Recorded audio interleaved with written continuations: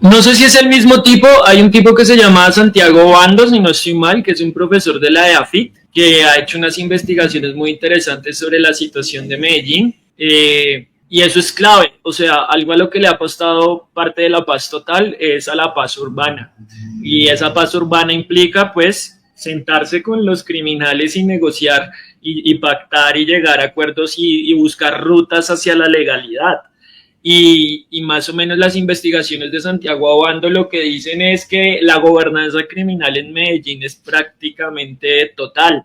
Y eso hay que relacionarlo con, pues, con los viajes de los extranjeros a Medellín, de los pedófilos extranjeros a Medellín. Eso hay que relacionarlo también con la gentrificación de Medellín. O sea, por Medellín se mueve muchísima plata ilegal, Sí. muchísimo dinero ilegal.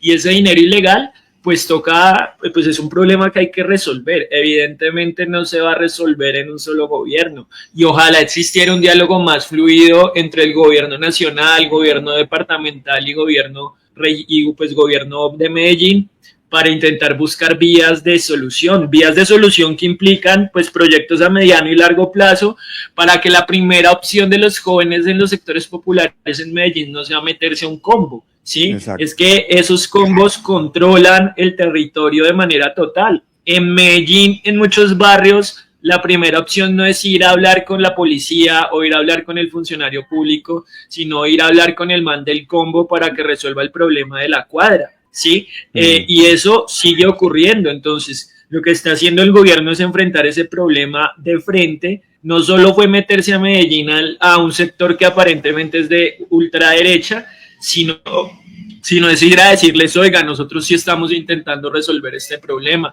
Y eso les asusta un montón porque eso es un problema público, pero es la razón por la que muchos de estos sectores de ultraderecha se han enriquecido en Antioquia, ¿sí? Sobre la violencia, sobre el narcotráfico, sobre las víctimas, porque eso es verdad y yo creo que aquí no lo ha explicado en programas anteriores varias veces y eso es cierto, o sea, Medellín y Antioquia es uno de los territorios de este país con los sectores populares y de izquierda más resilientes de toda Colombia, porque es que se han enfrentado a la mayor cantidad de masacres, a las oleadas más pues terribles del paramilitarismo, y ahí siguen firmes a pesar de eso. O sea, esa imagen que se tiene de Medellín y Antioquia como un territorio uribista de ultraderecha es una imagen cultivada sobre miles de víctimas, sobre fosas comunes, sobre muchísimos muertos. Y eso es lo que el gobierno no le da miedo de enfrentar pues de frente y hablar directamente con los responsables y buscar esas rutas para llegar pues en mediano y largo plazo hacia una paz urbana. Mira, ¿no? O sea, eso iba a decir. Eso iba a decir, para conectarlo con Bogotá, lo que está pasando en Bogotá en los últimos 2 años es que precisamente como las rentas del narcotráfico han venido a la baja, pues estos combos y estas organizaciones están empezando a copar Bogotá también, y están empezando a copar Bogotá con sicariato, con extorsiones. Esos índices de seguridad de Bogotá van a la baja y los asesinatos pues están disparados, robos y extorsiones, es porque esos combos de Medellín que están súper, digamos, consolidados en Medellín, están también entrando en Bogotá y hay otras lógicas de la ilegalidad transnacional que está entrando en Bogotá también, y eso el alcalde Galán no lo quiere asumir de frente. El secretario de seguridad del alcalde Galán es un desastre. César Restrepo debería renunciar porque no está asumiendo esto como debería, y el problema de seguridad sigue en aumento. O sea, lo que pasó con Miguel Uribe, capacidad logística, pues que está superando al Estado de manera pues evidente.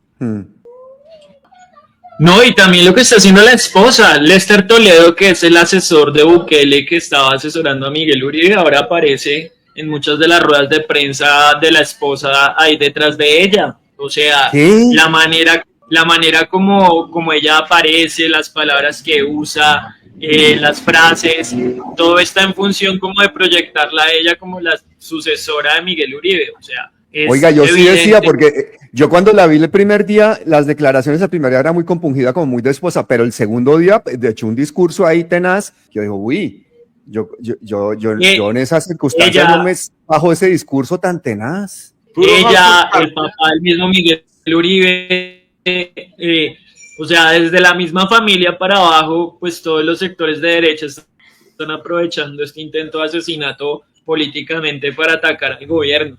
Y yo creo que no se necesitan 3 dedos de frente para darse cuenta de eso. O los concejales cristianos de Bogotá que se van y se paran allá en la Fundación Santa Fe y hacen lives orando y cantando alabanzas. O sea, eso es demasiado grotesco, eso no tiene sentido. ¿Sí? ¡Papi! El muerto al hoyo y el vivo al baile. El muerto al hoyo y el vivo al bollo. No, a mí me parece muy baila que hagan esa clase de cosas. O sea, el espectáculo degradante de política que están haciendo, pues es muy feo, es feo, es realmente grotesco. Y la gente se da cuenta porque la gente no es idiota, y se está dando cuenta de cómo están aprovechando y están bailando encima de un moribundo prácticamente. Yo no sé si es lo suficientemente efectiva, porque si lo fuera, pues el pacto histórico y Gustavo Petro no mantendrían como el 30% de popularidad y reconocimiento que mantienen hasta ahora. Yo lo que creo es que precisamente esto ha sido un desafío para esos sectores que no tienen propuesta de país diferente a la que a la que han tenido siempre, y no tienen una propuesta diferente a que la izquierda no puede seguir gobernando. En muchos de los temas que ha planteado este gobierno, la cuestión ni siquiera son las reformas, el problema es que las haga este gobierno. Y eso pues yo creo que es importante decirlo. Lo otro a propósito de Miguel Uribe que sí me parece importante decir es que pues yo no me voy a atrever a decir quién fue, pero yo sí creo que podemos decir lo que sabemos, ¿sí? Lo que sabemos es que antes del intento de asesinato había un conflicto interno entre el Centro Democrático muy fuerte, o sea, los otros 4 candidatos estaban de frente en desacuerdo con que Miguel Uribe fuera el candidato y fuera el favorito de Álvaro Uribe Vélez. ¿Sí? La misma Vicky Ávila hizo pronunciamientos en meses anteriores en donde insinuó que dineros ilegales estaban entrando a la campaña de Miguel Uribe. ¿Por qué? Pues porque sí estaba manejando muchísimo dinero, o sea, había hecho eventos gigantes en Medellín y en Bogotá, llenó coliseos, trajo muchísima gente en buses. Aquí en Bogotá, en uno de los coliseos, estuvo en un mitin tipo Donald Trump. ¿Por qué? Pues porque todo este tiempo lo ha venido asesorando Lester Toledo, el asesor de comunicaciones de Bukele, y que es un venezolano que también viene de la oposición allá y pues de este parche de María Corina Machado y esta gente también de extrema derecha. Lo que sabemos también es que lo primero que pasó apenas ocurrió el intento de asesinato fue que todos estos sectores, no solo a nivel nacional, sino a nivel internacional, o sea, Marco Rubio como secretario de Estado para abajo, de manera sincrónica señalaron que el problema era el presidente y su aparente polarización, y intentaron insinuar que él era el responsable del asesinato. Lo que también sabemos es que se demoraron muchísimo en atenderlo, como 4 horas en atenderlo, o sea, cualquier persona que tenga algún conocimiento en medicina sabe que ahí hubo problemas también en el sistema de emergencias y en la manera como lo evacuaron de allá. O sea, 4 horas para operarlo de un tiro en la cabeza, pues eso, pues lo más probable es que el señor no va a salir muy bien de la clínica, ¿sí? Pero ahí lo puedo que decir, no, hermano. no, y un ciudadano preocupado, le hizo un derecho de petición a la Filarmónica, pues pidiendo explicaciones, porque la Filarmónica es una institución pública, entonces claro, no es posible que se ponga al servicio de un ciudadano de esa manera, ¿ya? Si es así, pues que entonces empieza a tocarle a todos los enfermos de la ciudad, pero no pueden haber esa clase de privilegios. Entonces, es verdad también porque la fundación deja que se haga ese espectáculo de politiquería en la entrada, haya todo un piso para Miguel Uribe, como si le sobraran UCIs y le sobraran salas de emergencias a Bogotá en estos momentos. Entonces, y esa no era la clínica más cercana, la clínica más cercana cercana era la Clínica Colombia, y la Clínica Colombia sí tiene UCI y sí tiene unidad de neurocirugía, pero lo llevaron a esta clínica de barrio como de accidentes de tránsito, y ahí ese es un error del sistema de emergencias, porque estaba a 10 minutos de la Clínica Colombia y no lo llevaron para allá. Entonces, y nadie está haciendo esas preguntas porque aparentemente es políticamente incorrecto hablar de alguien que está al borde de la muerte y toca solo decir que era buena persona. Pero esas son las cosas que sabemos. Esas son las cosas que sabemos.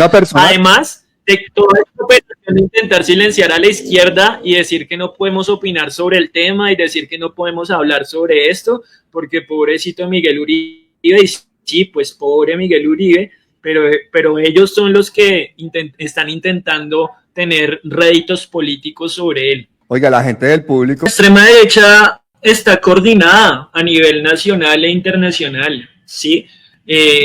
No solo Benjamín Netanyahu, Marco Rubio, varias voces de la extrema derecha a nivel internacional se pronunciaron sobre este tema. Y eso pues también toca decirlo.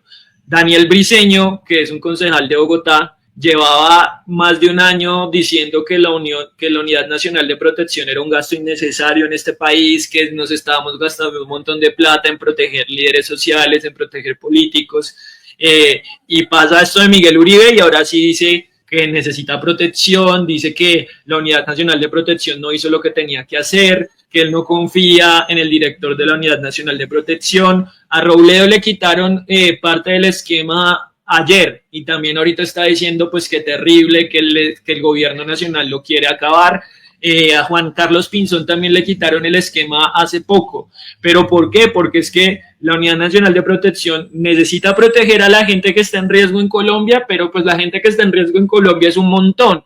Y mientras hay políticos y politiqueros como Robledo, Juan Carlos Pinzón, que tenían un esquema de camioneta blindada y guardaespaldas, hay líderes sociales en los territorios que si acaso alcanza el presupuesto para darles un chaleco antibalas o un botón de pánico. Entonces, pero para empezar, Pinzón está casi todo el tiempo en Estados Unidos. Pinzón es profesor de una universidad gringa y está muchísimo tiempo fuera del país. No, y que la gente googlee cuando Juan Carlos Pinzón dijo que este gobierno estaba poniendo su vida en riesgo porque le quitó el esquema de protección. O sea, que esto también sirva para desnudar la hipocresía de esta gente. El Briceño ahorita, pues obviamente tendrá las razones para decir que está en riesgo y lo está, ¿sí? Pero hizo campaña diciendo que eso era innecesario y que no necesitaba escoltas y ahorita pues va a empezar a andar con escoltas y hace unos meses sus publicaciones en redes sociales eran diciendo que la Unidad Nacional de Protección era un gasto innecesario y ahora está diciendo que la Unidad Nacional de Protección es responsable de lo que le pasó a Miguel Uribe y que deberían destituir al director de esta institución, ¿sí? Entonces, que esto también nos sirva para pensar y hablar públicamente sobre cómo funciona la política de protección a gente en riesgo en Colombia y cómo muchos liderazgos sociales necesitan protección y no la tienen porque nos estamos gastando la plata de nuestros impuestos en gente que no necesita camionetas y que no necesita guardaespaldas. Con gente Carrillo. ¿Sí? Heidi o Carrillo para la alcaldía. Yo creo que tanto Heidi como Carrillo no me consulta. Que se haga una consulta como la que se va a hacer para la presidencia para saber cuál va a ser la candidata o el candidato del pacto histórico en Bogotá, ¿sí? Porque también ahí está Susana Muhammad, están muchas buenas candidaturas. Que lo definamos con una consulta, como se va a definir la candidatura a la presidencia del pacto, y yo voy con quien gane la consulta porque todos son excelentes políticas. No,